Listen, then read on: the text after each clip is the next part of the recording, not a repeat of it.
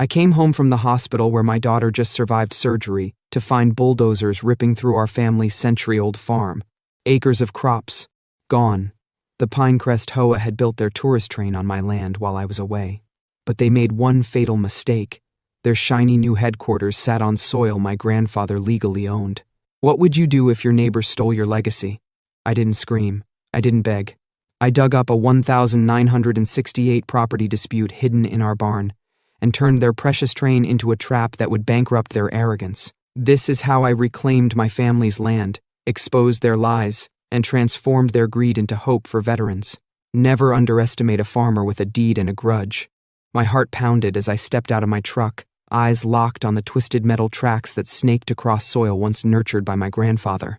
The piercing roar of heavy machinery still rang in my ears, a sound I'd never heard so close to our homestead.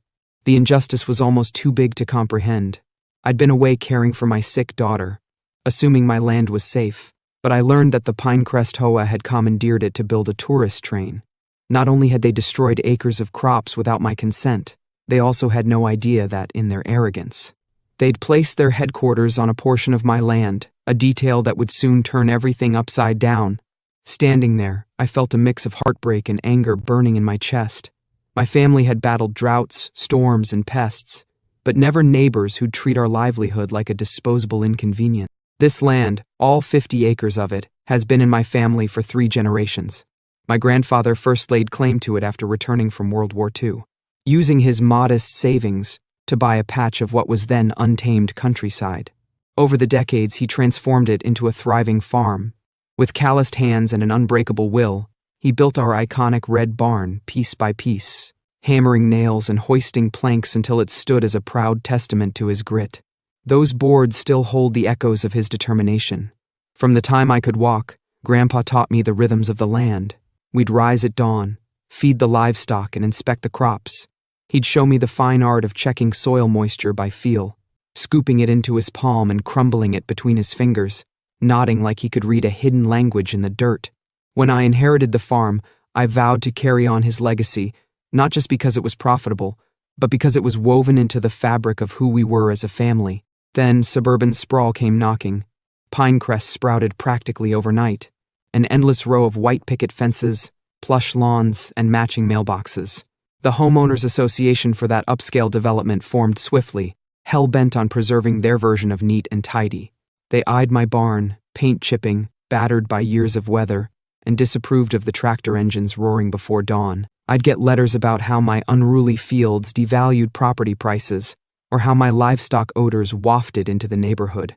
Each complaint was one more reminder that Pine Crest saw itself as the hallmark of modern living, while I was a relic of the past. But I wasn't about to fold. Grandpa always said, "Once you give an inch, someone will take a mile," and I believed him. Every time the HOA tried to coax or coerce me into joining, I politely refused. After all, my farm was established long before Pine Crest existed. I owed them nothing. The more they pressured, the more I recognized their real motive. They wanted my land for development. They'd see me out of here if they could, and fill my fields with more identical houses. My biggest frustration was that they just didn't understand the soul of this place. Farming isn't just an occupation, it's a tradition. It's about working side by side with the land, learning its quirks, respecting its bounty. My daughter, my only child, needed the stability of this farm too, especially after her health scare. The last thing on my mind was selling or bowing to an HOA that saw our life as an inconvenience. Rebecca Winters, the newly elected HOA president, was determined to solve the so-called farm problem. She was in her late 30s, with a taste for sharp designer suits and an even sharper tongue. Whenever she set foot on my property, she wore heels that sank into the soil, as if the land itself was rejecting her. She'd stand there, surveying the fields with a faint curl of disapproval at the corners of her mouth. "Progress is unstoppable," she liked to say. In every public statement, she'd talk about beautifying Pine Crest, about pushing the community toward a sleek, modern future. What she really meant was erasing anything that contradicted her glossy vision. Her second in command was Richard Thompson, a retired corporate lawyer in his 60s who seemed to relish the chance to leverage rules and loopholes. His immaculate gray hair and heavy-lidded gaze made him look like a predatory hawk, surveying the next target. Whenever they showed, I could feel the tension radiating off them. Thompson would flash a thin smile, handing me crisp brochures about retirement communities or developer buyouts. "Just think of the money," he'd say. "You could move closer to your daughter's hospital if you sold." But I had no intention of running away from my home under financial pressure, especially not while my daughter was recovering. The last thing she needed was more upheaval. Neighbors told me stories of how Winters manipulated HOA meetings, pushing for hikes in monthly dues to fund landscaping enhancements. She'd target anyone who deviated from her rigid standards, like a family who kept a vintage truck in their driveway, or an older couple whose rose bushes spilled beyond a neat boundary. Some folks who'd initially admired her can-do attitude were now realizing that behind the polite smile lay an iron will. People were scared or simply exhausted by the constant demands for compliance. A dear neighbor named Ellen, who'd lived in the area longer than Pine Crest had existed, whispered apologies to me whenever we crossed paths. She claimed she didn't have the energy to fight Winters, but she promised to support me if push ever came to shove. That shove arrived the day I returned from my daughter's hospital stay. With her surgery over, I'd believed the worst of my worries were behind me. But I drove up my gravel road to find a gargantuan tangle of metal, splintered wood, and trampled crops. Acres of corn, the sweet variety I grew for local farmers' markets, were flattened under the tracks of some mock-historic train line. My jaw clenched as I surveyed the damage. They hadn't merely cut through the corner of my land. They'd plowed right through the most fertile patch, installing bench seating, decorative street lamps, and pompous plaques boasting Pine Crest's agricultural heritage. The bitter irony made me laugh under my breath, a hollow sound of disbelief.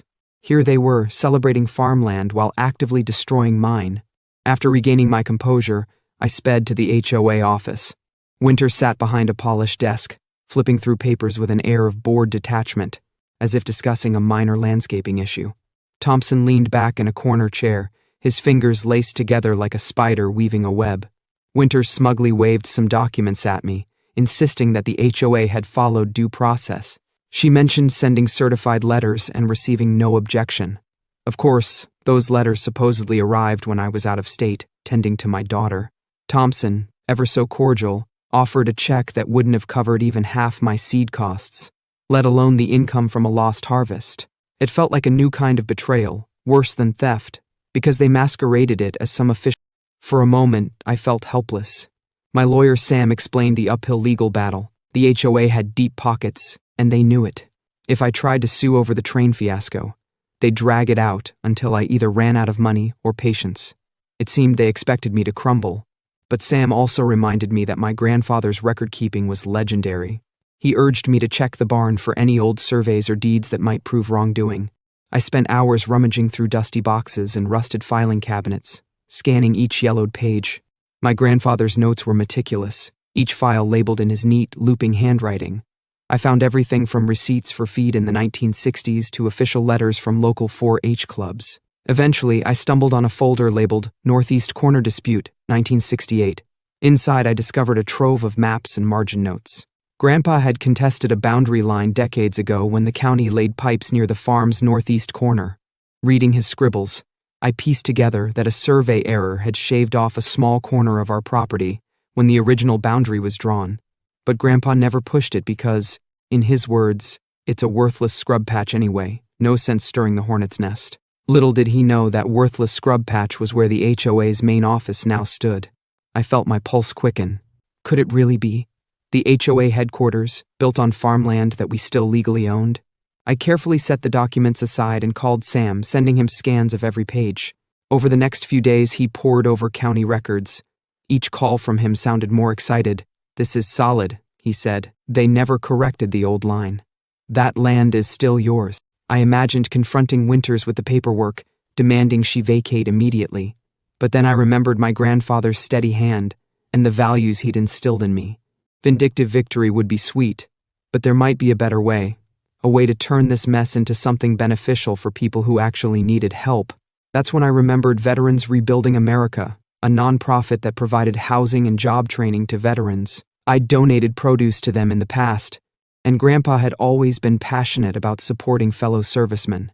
The notion of turning the HOA's fortress into a place that offered real help felt poetic. Instead of just humiliating them, I'd create tangible good out of all this chaos. I arranged a quiet meeting with the nonprofit's director, Maria. She was a no-nonsense woman with a warm heart. When I told her about my discovery and how I wanted to donate the building if I got it back, she almost couldn't believe it. Commercial space was expensive, and her organization was constantly struggling to find room for workshops and counseling sessions. "You're serious?" she asked, eyes wide. I nodded. "My grandfather would want this," I replied simply. While Sam orchestrated the official correction of our property boundaries with the county, I kept a low profile. I didn't want the HOA to catch wind of our plan until it was unassailable. I hired Jeff, a local locksmith, to be on standby. Each day, I'd scan the horizon of my fields, watching that gaudy train make practice runs. The sight only steeled my resolve, fueling a sense of righteous determination that replaced the helplessness I'd felt just days before. One sunny afternoon, Winters and Thompson arrived again, stepping out of a sleek black SUV. Winters wore reflective sunglasses and carried a clipboard, prepared to lecture me about enhancing the neighborhood. Thompson silently took photos on his phone, presumably collecting evidence of how my farmland ruined their aesthetic. Winters insisted I move my crops an additional 20 feet from the train tracks, so the train's riders could have an unobstructed view. She even tried to hand me a notice that demanded I pay for landscaping. The nerve of it all. I held my tongue, refusing to tip my hand. I just snapped a few photos of them trespassing, ignoring her demands entirely. Thompson's smug expression told me they believed I was beaten. They'd gotten away with the train. Why would anything change now? Then came the call from Sam. The updated survey was legally approved, recorded, and airtight. The land beneath the HOA's headquarters was mine. A swirl of relief and excitement flooded me. It was time to act. Early that Saturday, before the HOA staff arrived, I drove to the office with Jeff the locksmith, Maria from Veterans Rebuilding America, and a local sheriff's deputy who agreed to observe the proceedings. Sam had the finalized paperwork ready. Jeff changed the locks on the front and back doors while I posted a large notice on the glass window. Effective immediately, this property belongs to the Miller family, to be donated to Veterans Rebuilding America.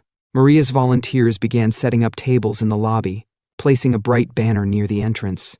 Within an hour, curious neighbors started gathering outside, peeking in the windows. Word spread quickly that something huge was happening. Winters pulled up a little before 9, stepping out of her car with the usual air of superiority. She marched to the door, fumbled with her key, and realized it no longer fit. Confusion and anger rippled across her face. When she spotted me, she marched over, barking questions. "What do you think you're doing?" I handed her copies of the official deeds and the newly filed documents, pointedly highlighting the corrected boundary. "Turns out your building was on my grandfather's land all along," I said calmly. "I've donated it to a real community-oriented cause." The sheriff's deputy was there to keep things civil, but Winters was livid, accusations tumbling from her lips. Yet every time she tried to claim we were trespassing, the deputy shook his head. "Ma'am, this gentleman has a legitimate claim," he said, tapping the paperwork. A reporter from the local paper showed up soon after, snapping photographs of the scene. It was the kind of scandal Pine Crest residents devoured, HOA overreach exposed. In a matter of minutes, the carefully crafted facade of the HOA, as the neighborhood's pinnacle of organization and authority, cracked. People started asking Winters why she hadn't done a full title search before building, or whether she knew about the boundary error. Thompson arrived sweating, barking at the deputy that there must be some mistake or forgery. But Sam presented the county-stamped documents, leaving Thompson pale and cornered. Neighbors who had been paying steep fees for the train project, fees that Winters assured them would bolster property values, demanded answers. One father, holding his toddler son, stepped forward and said, "You used our money for a project built on someone else's land? Are you serious?" Another resident asked why the HOA never asked them to vote on the train budget in the first place. The tension in the air crackled with a raw energy, as though the entire neighborhood was waking up from a long, enforced dream of uniform lawns and forced compliance. While Winters tried to stem the flood of questions, Maria and her volunteers quietly set up a refreshment table inside, offering coffee and pastries to the onlookers. She invited curious residents in to see how they intended to use the new space to help veterans develop job skills and find stable housing. Soon a throng of people milled about in what used to be the HOA's domain, touring offices that were no longer Winters's to control. With cameras rolling and phones capturing every moment, Winters found herself pinned. She'd either have to admit wrongdoing or keep deflecting. She chose the latter, insisting that Pine Crest had the rightful claim. Thompson threatened lawsuits, but it was all bluster. The court of public opinion was quickly turning against them. By evening, the story was out. A local news station ran a segment showcasing how the Pine Crest HOA had built a tourist train across farmland without genuine permission, and how their own office stood on land they didn't own. The piece closed with footage of Winters storming away from reporters, refusing to answer questions about the fiasco. Thompson, cornered by the press, mumbled something about legal counsel and, "We'll get this sorted," then fled in his luxury sedan. Inside Pine Crest, the gossip flew faster than a gust of summer wind. Many residents, it turned out, disliked Winters' leadership style, but felt too intimidated to challenge her. Now that her house of cards was collapsing, they smelled blood in the water. Ellen called me that night, voice trembling with a mixture of relief and excitement, saying, "She's done for. People are furious about their HOA fees going into an illegal train line." An emergency meeting was called in the home of a board member, who was just as frustrated as everyone else. Without an official office, they had little choice. Ellen texted me updates. "Winters is yelling at Thompson. He's blaming her for not verifying the land. They're turning on each other." Before the meeting ended, a unanimous vote ousted Winters as HOA president. Thompson, facing potential disbarment for his part in falsifying or at least overlooking critical documents, quietly resigned from any association with Pine Crest. A few board members stepped down as well, not wanting to be dragged into the mess. Not long after, Ellen, freshly appointed as interim president, reached out to me with a trembling apology. "We never meant for things to go this far," she confessed, explaining that Winters had rammed the train project through by misrepresenting the HOA's legal standing.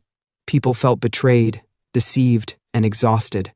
As a gesture of good faith, Ellen offered to remove the train tracks immediately and restore my fields to the condition they were in before the project began.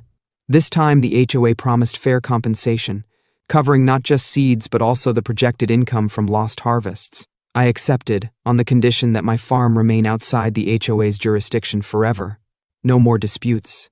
No more citations or attempts to control the land that my family had shaped for generations. They agreed, signing a written statement to that effect with Sam present as a witness. Meanwhile, veterans rebuilding America fully embraced their new headquarters. Maria beamed as her team repurposed the HOA's old meeting rooms into counseling offices, training labs, and community spaces for social events. She even suggested letting the HOA lease a small portion for occasional board meetings, to defray the nonprofit's costs. I told her that was her choice. The comedic irony wasn't lost on anyone. The once imposing HOA office was now a force for good, bringing neighbors together instead of tearing them apart. Word of our resolution spread quickly, and the storyline of local farmer reclaims land, donates building to veterans resonated with people. Reporters followed up with stories highlighting the new classes and support groups being held inside the building. Some local businesses, eager for positive PR, donated supplies and furnishings. One company gave brand new computers, turning a dusty conference room into a sleek training center for job-seeking veterans. Another offered free paint for a fresh coat on the walls. Pine Crest residents, seeing the negativity lifted from their neighborhood, began reaching out to me with genuine warmth. A few longtime critics of my unruly farmland even confessed they'd never realized how important the land was to our community's heritage. They'd grown used to the idea that progress meant erasing the past. Now they saw the value in preserving some of it, as well as incorporating new ideas that genuinely benefited everyone. Ellen and a group of motivated neighbors pitched the idea of a community garden. They asked if I'd be willing to lend a small patch where Pine Crest meets my fields.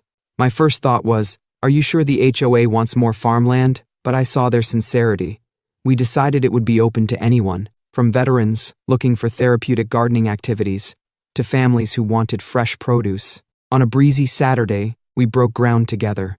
Kids planted seeds with the help of older veterans who patiently showed them how to space rows and gently water delicate sprouts. Maria arranged for some local restaurants to sponsor the garden, promising to buy any surplus produce. In time, that little patch of earth turned into a vibrant mosaic of flowers, vegetables, and fruit bushes, a testament to how drastically things had changed in Pine Crest.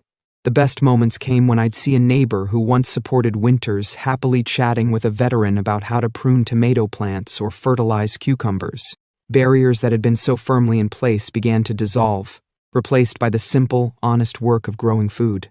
My daughter would sometimes join us too, her health improving day by day, and she'd laugh while chasing after the chickens or tasting a fresh snap pea right off the vine. Standing at the edge of that community garden, I remembered my grandfather's lessons. Farming is about patience, resilience, and faith in the unseen. You plant seeds with hope, trusting that hard work and time will bring a harvest. In our battle with the HOA, seeds of conflict had been sown by others, but we reaped an unexpected harvest of community and service. The train tracks were gone, leaving no trace except for fresh soil and a few scattered ties hauled away by a salvage crew. My fields looked familiar again, with neat rows of corn and soybeans sprouting toward the sun. The barn gleamed with a new coat of paint, still the same vibrant red that Grandpa always insisted was lucky. Every now and then I'd catch a glimpse of a Pine Crest resident or a veteran wandering along the property line, admiring the changes, maybe reminiscing about the day the bulldozers came and everything turned around. Rebecca Winters sold her house in Pine Crest and moved elsewhere, presumably to avoid the fallout. Thompson vanished from the area's legal scene. Rumors swirled about an investigation into his professional conduct, but I never followed up. I had my own life to live, my farm to tend, my daughter's continued recovery to nurture, and my sense of peace to protect. The sign outside the former HOA building now reads Veterans Rebuilding America, Pine Crest Center, and it stands as a reminder that sometimes you can turn acts of spite into opportunities for good. Those who used to view farmland as a blemish on the suburban landscape realize that real progress comes from collaboration, not forced uniformity. Pinecrest's new HOA board, led by Ellen, vowed to be more transparent, and so far they've kept that promise. Where meetings were once closed-door affairs, they now invite open discussion, encouraging neighbors to speak their minds without fear of retribution. So what's the lesson here? Maybe it's that standing your ground doesn't always mean going to war. Sometimes it means finding a path that honors your history, your values, and the well-being of those around you. You can fight back with integrity and still come out on top, maybe even bring people together along the way. Grandpa taught me that land is more than just soil, it's a living record of those who tend it, and we've tended ours with equal measures of courage and compassion. If you ever find yourself pitted against a towering institution, be it an HOA, a corporation, or a bureaucracy, remember this story. A single piece of paper in a dusty file can upend the most overconfident power structures if you persevere. Keep your records, know your rights, and stand up for what's just, because when good people refuse to back down, even the mightiest bulldozers can be stopped in their tracks. I hope this tale inspires you to believe in the power of community, to see that progress and tradition can coexist when guided by respect. My daughter and I walk our fields at sunset sometimes, watching the last golden rays spill over the newly planted community garden. We've witnessed firsthand how adversity can unite neighbors who once seemed worlds apart. The transformations might begin with confrontation, but they can end in cooperation, and that, to me, is worth every sleepless night and every ounce of effort. Thank you for following our journey. May you find the courage to stand tall, the wisdom to compromise when it serves the greater good, and the perseverance to never let someone bulldoze your rights or legacy. Remember, even the most entrenched powers can crumble when faced with unwavering resolve and a hopeful heart. After all, the best crops aren't born from easy soil. They rise from the grit of adversity, tended by hands that never give up.